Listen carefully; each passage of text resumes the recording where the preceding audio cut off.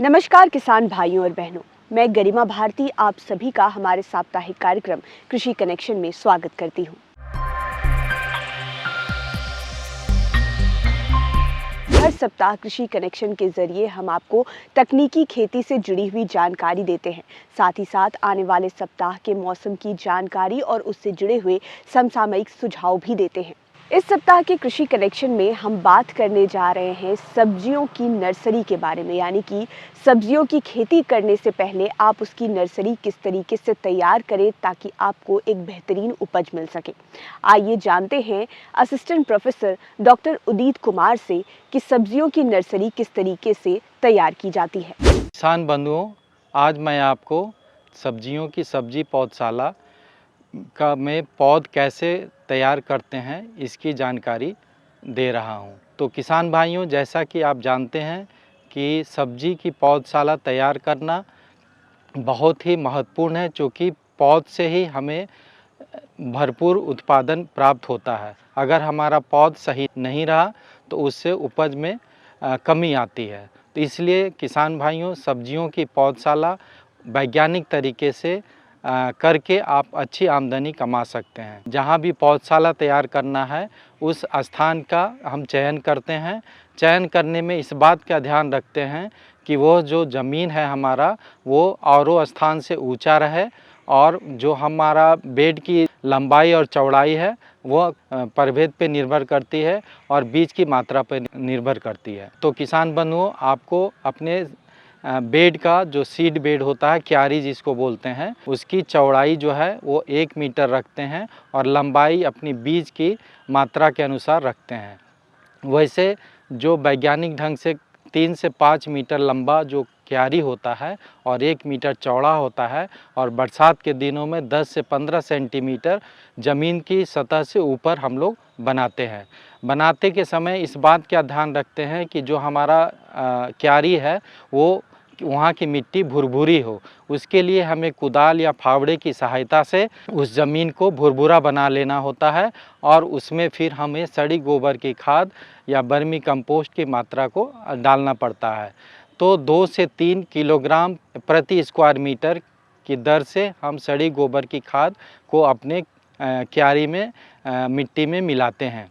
मिट्टी में मिलाने के उपरांत हमें बीज जो जिसकी हमें बुआई करनी है उसको हमें चयन करना है। तो बीज बुआई हेतु जो नर्सरी, जो क्यारी की आवश्यकता पड़ती है, उसमें टमाटर, बैंगन, मिर्च, फूलगोभी, बंधा गोभी, प्याज की ज़रूरत होती है। तो इन सबों का हम पहले क्यारी में बीज गिराते हैं। उसके बाद जब हमारा बिचड़ा तैयार हो जाता है तो इसे मुख्य खेत पे लगाते हैं। तो बीज गिराने से पूर्व हमें बीज दर की जानकारी होनी चाहिए। तो टमाटर और बैंगन में 400 से 500 ग्राम प्रति हेक्टेयर की दर से हम बीज गिराते हैं। मिर्च में 1 से 1.5 किलो प्रति हेक्टेयर की दर से हम बीज गिराते हैं। फूल गोभी में भी 400 से 500 ग्राम प्रति हेक्टेयर डालते हैं। प्याज में हम 8 से 10 किलो बीज प्रति हेक्टेयर के लिए डालते हैं। और अपने बीज जो क्यारी है उसको हम शोधन भी करते हैं। तो रासायनिक विधि से करने के लिए किसान भाइयों 5 ग्राम मात्रा किसी भी फफूंदनाशक जैसे कि थीरम है, कैप्टन है, उसको 5 ग्राम मात्रा प्रति लीटर पानी में मिला करके और फव्वारे की सहायता से बीज के क्यारियों को उपचारित करते हैं, और उसके बाद ही हम कुछ दिनों के बाद उसमें बीज लगाते हैं। और बीज अगर हमारा उपचारित नहीं है तो बीज भी शोधन करते हैं। कैप्टन या थीरम नामक दवा 2 से 2.5 ग्राम प्रति किलो बीज की दर से हमें उसे उपचारित करते हैं। उपचारित करने हेतु बीज को एक खुले पॉलीथीन पे बिछा लेते हैं, उसमें पाउडर नुमा जो थीरम या कैप्टन नामक दवा है उसको छिड़क लेते हैं और पानी से हल्का फुहारा मार देते हैं। उसके बाद उसमें उसको मिक्स कर देते हैं। मिक्स करने के बाद हमें उसे आधे घंटे तक छायादार स्थान पे सुखा करके और फिर हम उसको बीज को अपने क्यारियों में लगाते हैं। क्यारियों में लगाने के लिए लाइन से लाइन बीजों को गिराना होता है। बहुत सारे किसान बंधु छिड़कवा विधि से करते हैं। उससे क्या होता है कि पौध की संख्या कहीं ज़्यादा होती है, कहीं कम होती है, जिससे कि पौध का घनत्व जो होता है वो कहीं ज़्यादा होता है, कहीं कम होता है। तो ऐसे में पौधे बहुत कुछ पतले होते हैं, कुछ मोटे होते हैं। अगर हम लाइन विधि से बीजों को गिराएंगे तो हमें इसमें सभी एक जैसा बिचड़ा प्राप्त होगा, सीडलिंग प्राप्त होगा।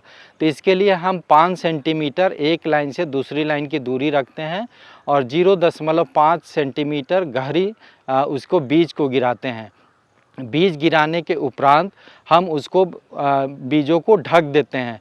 ढकने के लिए सूखे हुए पुआल या घास फूस का हम प्रयोग करते हैं ताकि उसमें वो चिड़ियाँ या किसी प्रकार का उसमें डिस्टरबेंस ना हो।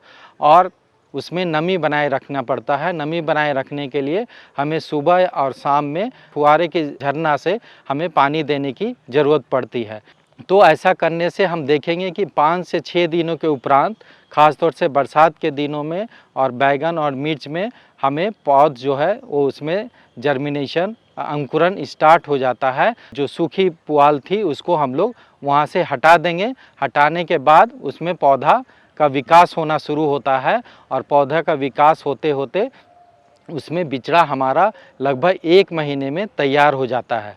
तो बिचड़ा तैयार होने के दौरान हमें अपने क्यारियों को हमेशा निरीक्षण करते रहना होता है।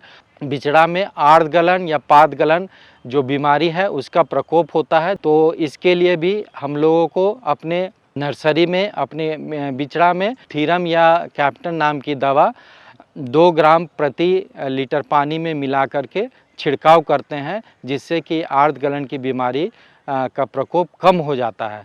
अगर आप बीज उपचारित करके, भूमि शोधन करके लगाए हैं तो यह बीमारी होने का कम संभावना होती है। और जब हम 1 महीने का हमारा पौधा होने लगेगा, थोड़ा कठोरपन लाने की ज़रूरत है, जिससे कि जब वो मुख्य खेत में तैयार होके जाए तो वहाँ उसको स्ट्रेस कंडीशन आती है, जो भी किसी प्रकार का अचानक गर्मी से या धूप से उसे परेशानी ना हो, इसके लिए हमें बिचड़ा उखाड़ने से 5 से 7 दिन पूर्व उसमें पानी देना बंद कर देते हैं ताकि उसमें कठोरपन आ जाए। बिचड़ा उखाड़ने के समय किसान बंधुओं उस दिन हमें उसमें पानी देने की आवश्यकता पड़ती है ताकि बिचड़ा को आसानी से उखाड़ा जा सके, ताकि उसमें जो जड़ है वो टूटे नहीं।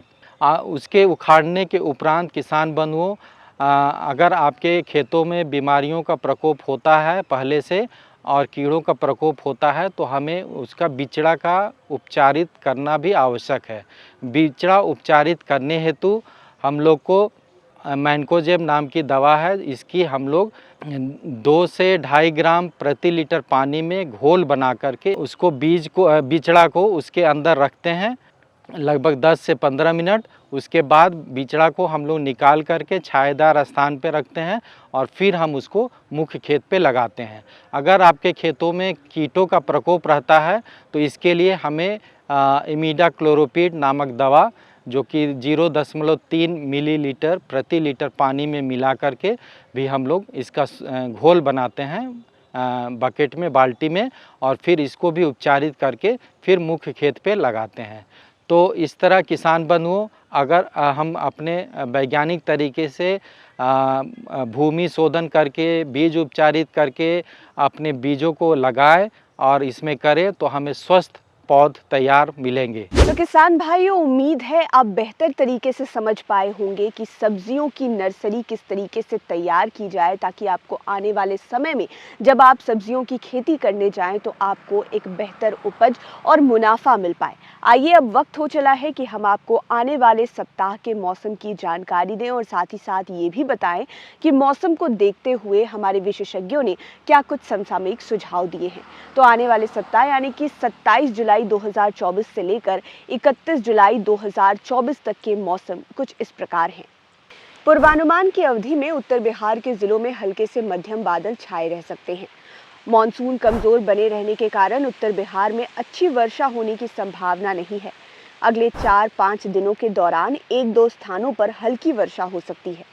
इस अवधि में अधिकतम तापमान 33 से 35 डिग्री सेल्सियस एवं न्यूनतम तापमान 26 से 28 डिग्री सेल्सियस के बीच रहने का अनुमान है। पूर्वानुमानित अवधि में औसतन 15 से 20 किलोमीटर प्रति घंटा की रफ्तार से पूर्वा हवा चलने की संभावना है। सापेक्ष आर्द्रता सुबह में 75 से 85% तथा दोपहर में 35 से 45% रहने की संभावना है। अब समसामयिक सुझाव। पूर्वानुमानित अवधि में वर्षा की कम संभावना को देखते हुए सिंचाई की उपलब्धता के अनुसार धान की रोपनी निचली जमीन में करें। रोपे हुए धान की फसल में खरपतवार निकालने का काम करें। उचास जमीन में अरहर की बुआई यथाशीघ्र समाप्त कर लें। बुआई के समय प्रति हेक्टेयर 20 किलो नेत्रजन, 45 किलो स्फूर एवं 20 किलो पोटाश तथा 20 किलो सल्फर का व्यवहार करें।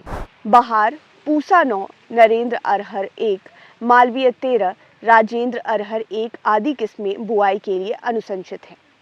केला की रोपाई करें। उत्तर बिहार में लंबी किस्मों के लिए अल्पान, चंपा, कंथाली, मालभोग, चिनिया, शक्कर चिनिया, फिया 23 तथा बौनी एवं खाने वाली किस्मों के लिए ग्रेडनेन, रोबस्टा, बसराई, फिया 1 अनुशंसित है। सब्जी वाली किस्में बत्तीसा, सावा, बनकेल, कचकेल, फिया 3 तथा सब्जी एवं फल दोनों में उपयोग आने वाली किस्में कोठियों, मुठिया, दूध सागर एवं चकिया अनुशंसित है। तो किसान भाइयों, उम्मीद है इस सप्ताह का कृषि कनेक्शन आपको बेहद पसंद आया होगा और हमारे विशेषज्ञों द्वारा दी गई हुई जानकारी, चाहे वो सब्जियों की नर्सरी तैयार करने की हो या फिर मौसम से जुड़े हुए समसामयिक सुझाव हो, वो भी आपके बेहद काम आएंगे। अगर आप ये वीडियो सोशल मीडिया पर देख रहे हैं तो हमारे सभी पेजेस को लाइक करें और इस वीडियो को अधिक से अधिक शेयर करें। यूट्यूब पर देख रहे हैं तो चैनल को सब्सक्राइब करें। अगर हमारे कार्यक्रम से जुड़े हुए आपके कोई सुझाव हो या फिर खेती बाड़ी से जुड़े हुए आपके कोई सवाल हो तो आप हमें कमेंट सेक्शन में बेझिझक लिख सकते हैं। धन्यवाद।